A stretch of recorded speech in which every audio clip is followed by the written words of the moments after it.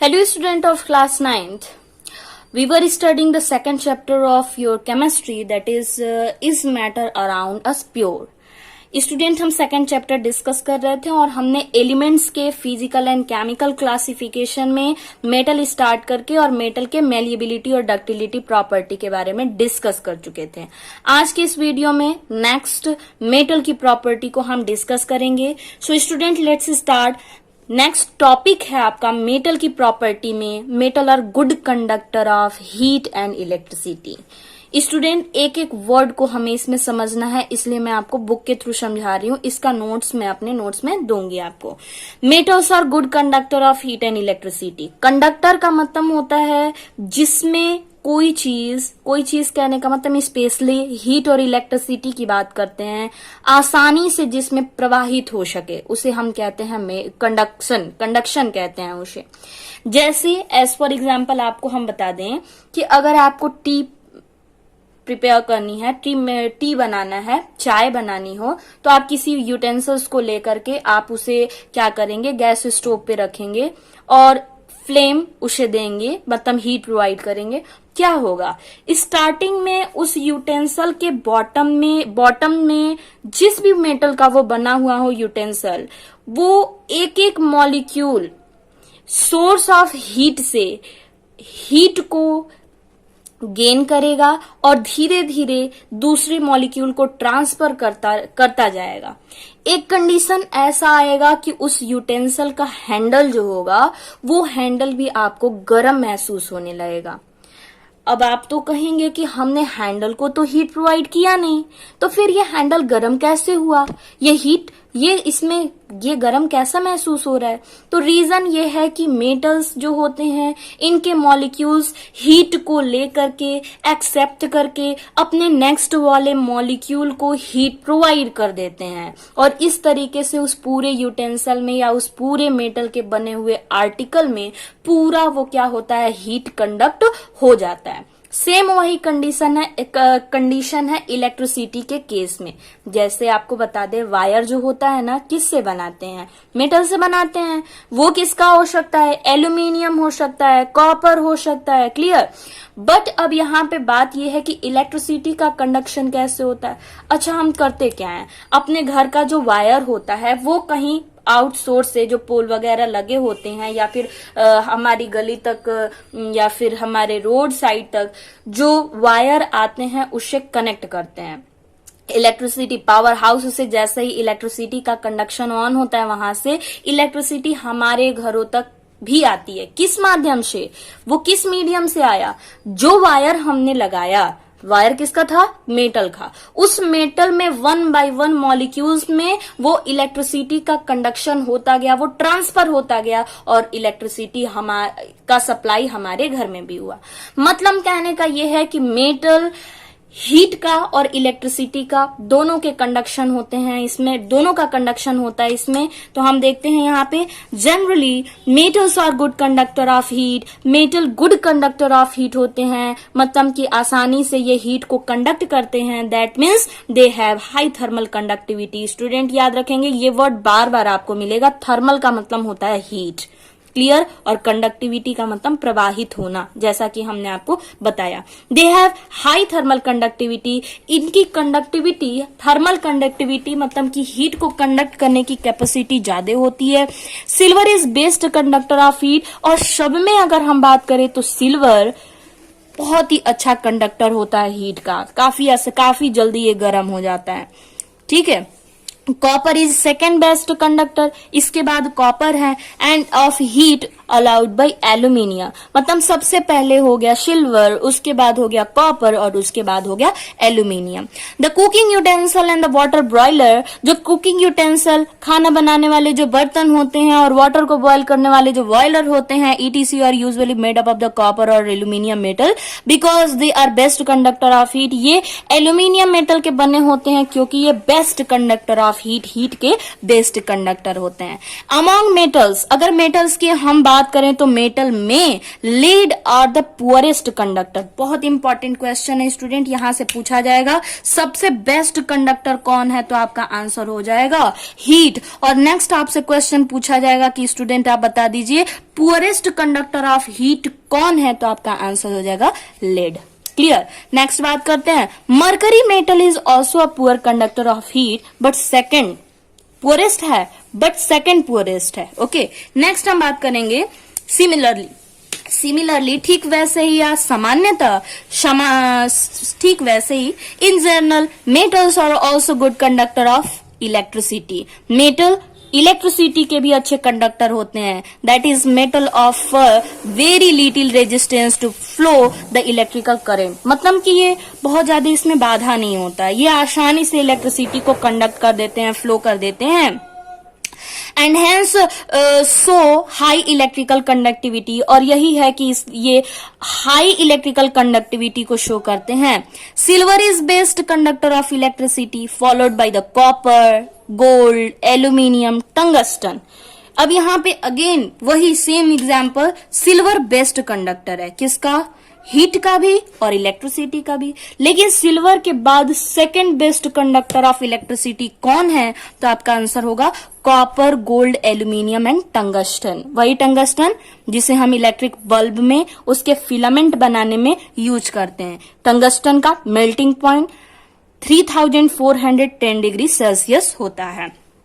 ठीक है, नेक्स्ट हम बात करेंगे, the electric wire are usually cheaper than silver and gold. Electric wire जो होते हैं, सॉरी एक लाइन छूट गया यहां से, electric wire are usually made up of copper, aluminium. Electric wire normally copper और एल्यूमिनियम के बने होते हैं because they are not only very good conductor of electricity, क्योंकि यह केवल गुड कंडक्टर ऑफ इलेक्ट्रिसिटी ही नहीं है, बल्कि but they are cheaper than silver and gold.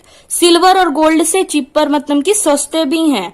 हमने अगर बेस्ट कंडक्शन, सबसे अच्छा अगर वायर लेना हो कंडक्टिविटी अच्छी रखने के लिए, तो हमें सिल्वर का वायर लेना होगा। लेकिन स्टूडेंट आपको पता है सिल्वर का वायर अगर हम अपने घरों तक इलेक्ट्रिसिटी के सप्लाई के लिए लगा लें तो पता चलेगा कि रोज हमें कनेक्शन लगवाना पड़ेगा। ठीक है, सुबह पता चलेगा कि वो वायर गायब हो गया। नेक्स्ट हम बात करते हैं among copper, aluminium. Aluminium is more widely use for making. Aluminium बहुत ही ज्यादा यूज किया जाता है फॉर मेकिंग वायर के मेकिंग के लिए, बनाने के लिए, because aluminium is cheaper than copper, क्योंकि कॉपर से भी सस्ता होता है एल्यूमिनियम। इसीलिए नॉर्मली हमें जो वायर मिलते हैं मार्केट में उसमें एल्यूमिनियम ही होता है। Also on weight to weight basis, और ऑल्सो ये हम कह सकते हैं कि वजन की भी बात होती है, हल्का भी होता है। The electrical conductivity of aluminium is twice that of copper.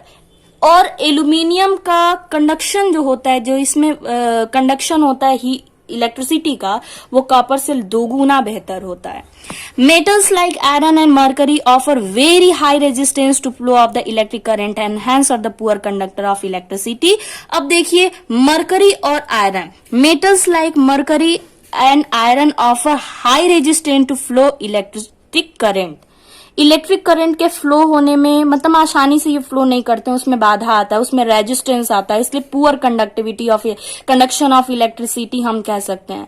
Okay, next हम बात करते हैं मेटल और लस्टरस। स्टूडेंट याद रखेंगे लस्टरस का मतलब यहाँ पे होता है चमक, बट चमक हम नॉर्मली किसी अदर केस में नहीं कह सकते हैं। लस्टर का वर्ड जो यूज किया जाता है होता तो है इसका मतलब शाइनिंग ही, बट स्पेशली ये मेटल का ही शाइनिंग इसे एक्सप्रेस हम कर सकते हैं। मेटल्स आर लस्टरस, मेटल में शाइनिंग भी होती है। Metals have a shining surface, they freshly prepared this when freshly prepared मतलब जब जल्द ही या फिर तुरंत ही बना हुआ जो इसका आर्टिकल होता है मेटल का, वो बहुत ही चमकता रहता है, शाइनिंग सरफेस होता है। This property of shining surface of metal is called metallic lustre. और ये जो प्रॉपर्टी होती है मेटल के सरफेस का शाइनिंग करना, इसे हम कहते हैं मेटालिक लस्टर, इसे हम मेटालिक लस्टर कहते हैं। फॉर एग्जाम्पल के तौर पे silver has a shining white surface. सबसे अच्छी जो लस्ट्रस प्रॉपर्टी होती है मेटल में वो सिल्वर की होती है। गोल्ड इज येलो, गोल्ड का कलर येलो होता है फिर भी वो चमकता है, while copper is reddish brown, जबकि कॉपर का कलर रेडिश ब्राउन होता है। स्टूडेंट याद रखेंगे कलर, कॉपर में reddish brown colour. Okay, silver and gold are use for making jewellery, silver और गोल्ड का यूज हम ज्वेलरी के लिए करते हैं बिकॉज। स्टूडेंट ये रीजन वाले क्वेश्चन में आपका क्वेश्चन पूछा जाता है कि सिल्वर और गोल्ड का यूज हम ज्वेलरी मेकिंग के लिए क्यों करते हैं, तो इसे याद रखेंगे। Silver and gold are use for making jewellery because they have bright shining surface, क्योंकि इनकी सरफेस जो होती है बहुत ही चमकीली होती है, which is not easily tarnished by moisture and atmospheric gas, जो कि आसानी से एटमॉस्फेयर में एग्जिस्ट करने वाले गैस से भी खराब नहीं होती है। Due to this shining surface, यही चमकदार उसके सरफेस होने की वजह से metals are good reflector, metal अच्छे से अच्छे प्रकाश के रिफ्लेक्टर मतलब कि वापस उसे भेजने वाले होते हैं। Silver metal is excellent reflector of light, सबसे ज्यादा जो अपने सरफेस से लाइट को परावर्तित करता है मतलब बैक कर देता है वो है सिल्वर, इसलिए सिल्वर को सबसे ज्यादा चमकदार हम कह सकते हैं मेटल के को लिया जाता है।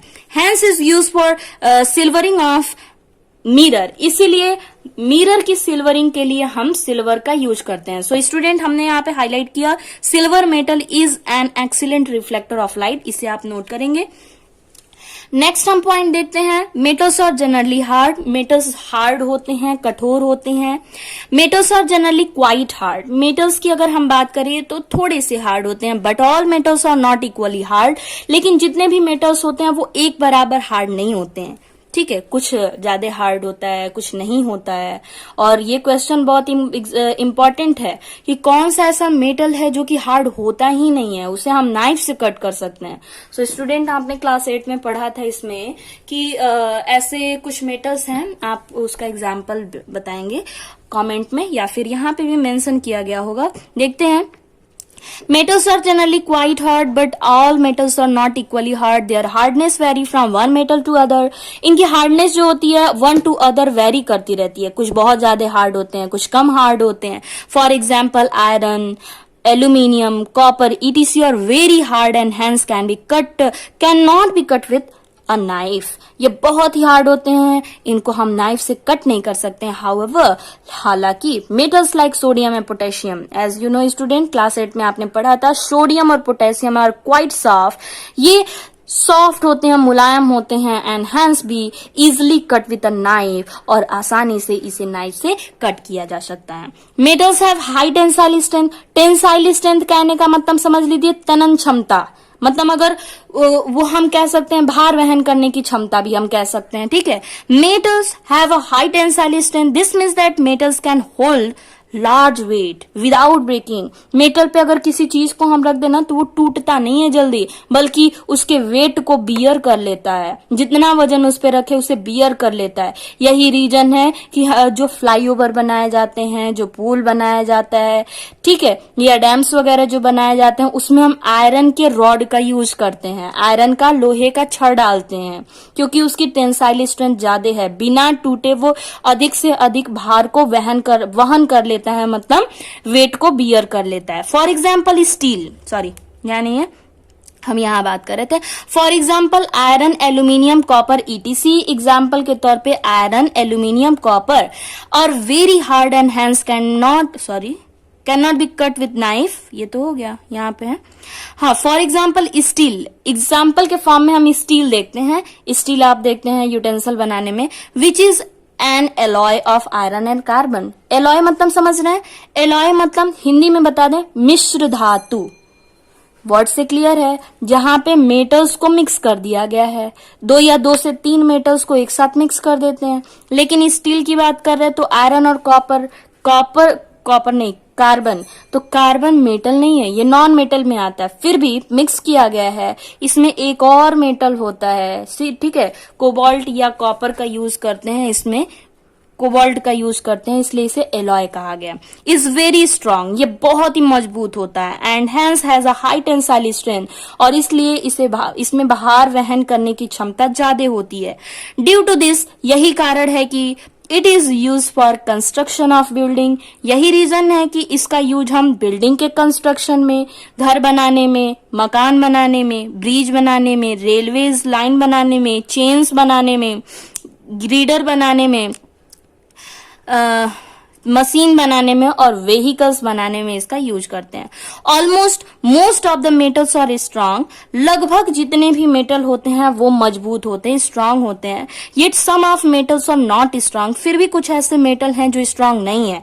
फॉर एग्जाम्पल के तौर पे sodium, potassium metals are not strong. Sodium और पोटेशियम मेटल बहुत ज्यादा स्ट्रांग नहीं है और not strong and hence have low tensile strength, इसलिए इनकी टेंसाइल स्ट्रेंथ कम होती है। Metals are solid at room temperature. Metal room temperature पे सॉलिड स्टेट में होते हैं except mercury which is liquid. केवल मरकरी को छोड़कर जो कि लिक्विड में होता है। जितने भी मेटल हैं सभी के सभी सॉलिड हैं।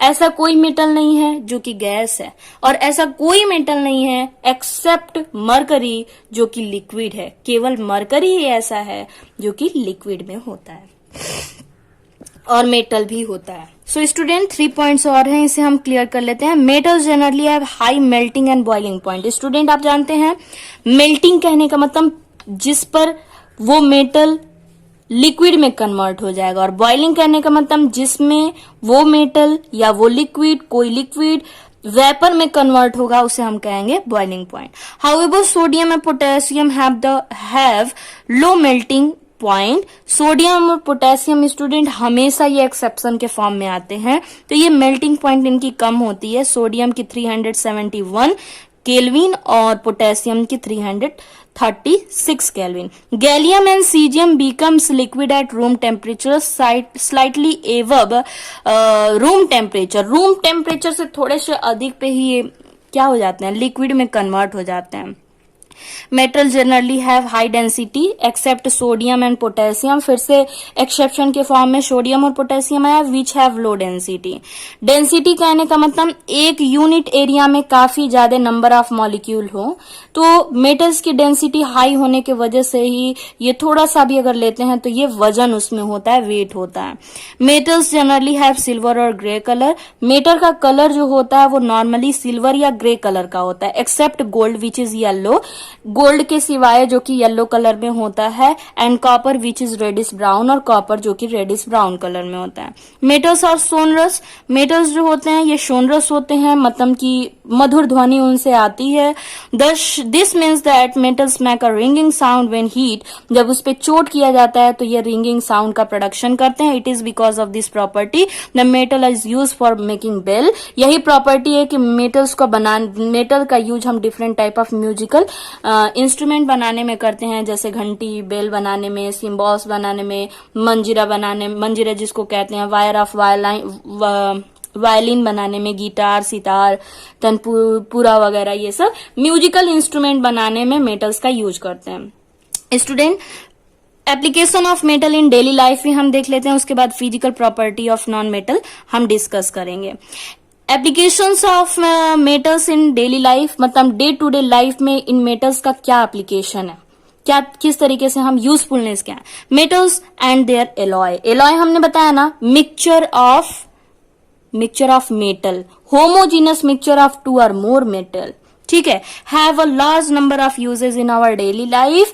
दे are widely use for making cooking utensil. इसका यूज हम कुकिंग यूटेंसिल बनाने में, इलेक्ट्रिकल फैन बनाने में, सेविंग मशीन बनाने में, रेलवे लाइन बनाने में, गिरडर बनाने में, कार बनाने में, ट्रक्स बनाने में, बस बनाने में, शिप एंड एरोप्लेन बनाने में करते हैं। ओके, सो स्टूडेंट अगर यहां तक आपको कोई प्रॉब्लम हो मेटल से रिलेटेड, उसकी प्रॉपर्टी में कोई प्रॉब्लम हो, तो आप कमेंट में अपना क्वेश्चन वहां पे टाइप करेंगे, आपका क्वेश्चन आपको मिल जाएगा, क्वेश्चन का आंसर मिल जाएगा। और नेक्स्ट वीडियो में हम डिस्कस करेंगे physical property of non metal के बारे में। Okay, thank you.